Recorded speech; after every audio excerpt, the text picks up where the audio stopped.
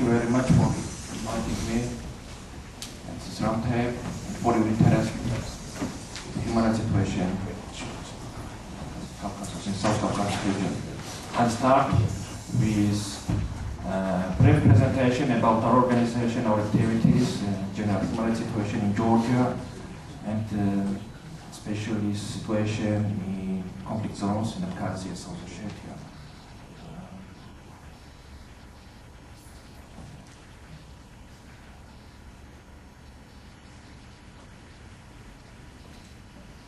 The Human Rights Center, founded in 1996 as a human rights NGO, and is affiliated with international organizations and networks such as International Federation of Human Rights and World Organization Against Torture.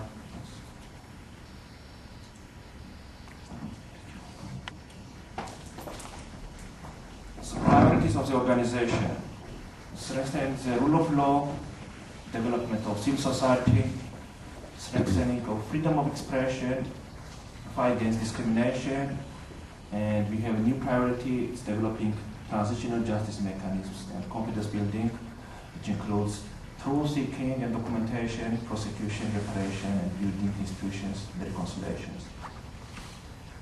And activities: so we have advocacy and the Legal Aid Center.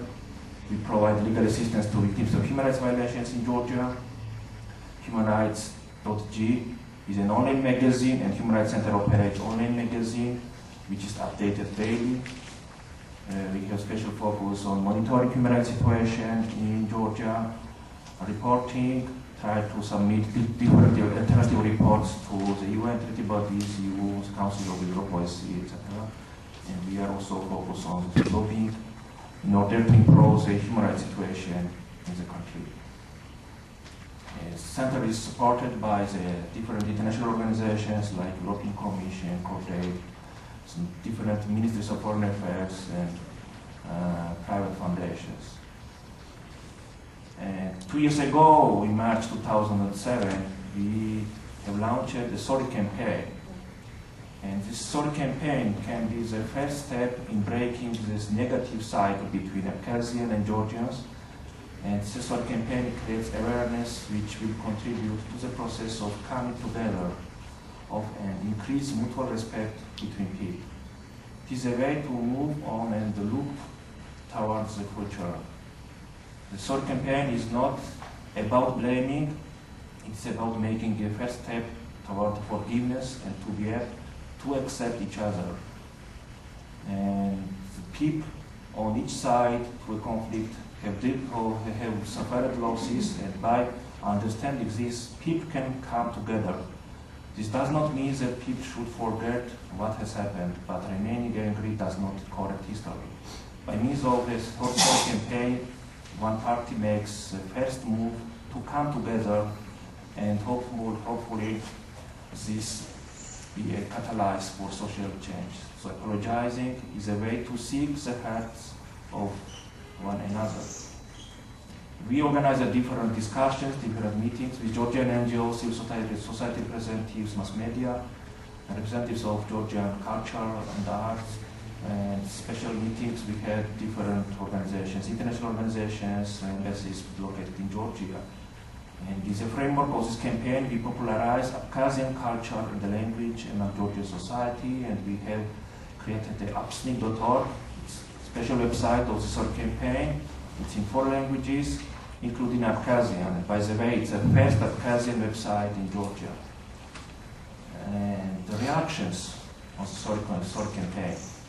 First of all, we had very positive reactions from international organizations, and positive reactions from different Abkhazians living in Abkhazia or abroad in the diaspora. You can see several letters from different organizations. It's a letter, for example, from Erko Foundation.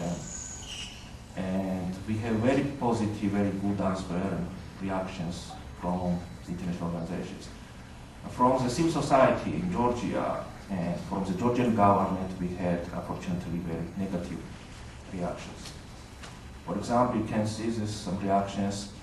Stop, it was the first reaction from the head of the Supreme Court of Abkhazia on the day when we plan to organize this campaign, to start this campaign, Javier, he was the head of the Supreme Court of Abkhazia in exile. We have two different de facto Abkhazian government and Georgian government in exile. And they promised that we will have serious problems if we start this campaign. So you can see some words. He called Mikhail Saakashvili, Georgian president.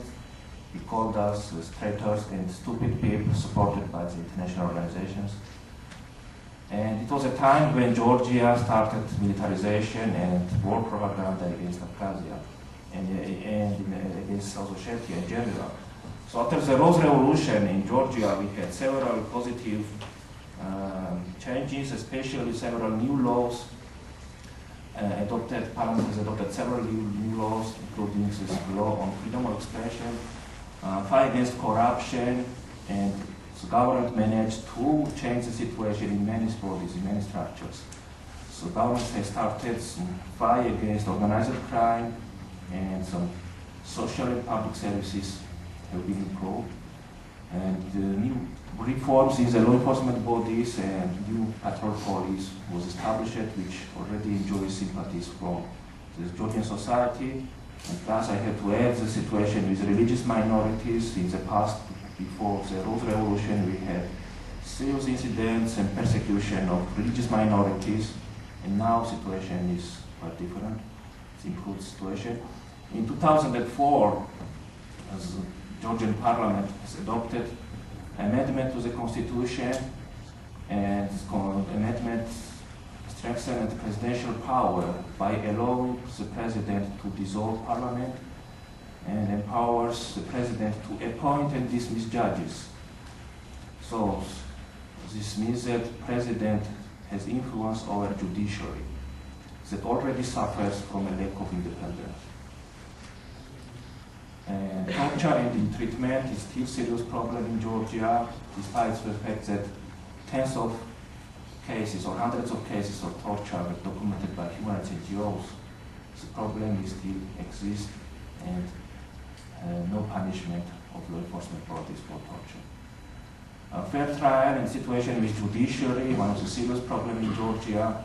Independence of judiciary doesn't exist in Georgia, and judiciary is controlled by the executive bodies and especially by prosecutor's office and Georgian government. We have serious problems with detention facilities. Just to compare with the situation before the Rose Revolution in 2003, we had approximately 7,000 prisoners. Now, last year, we had 23,000 prisoners. It's the result of this zero-tolerance policy of the Saakashvili government. And overcrowding and conditions, there are some serious problems in the penitentiary system. And the rule of law, because human rights situation, and the rule of law doesn't exist in Georgia, and impunity is a still serious problem. And it was in numerous cases when police used excessive violence, excessive use of violence and police. And so, rule of law, we have some problems with rule of law.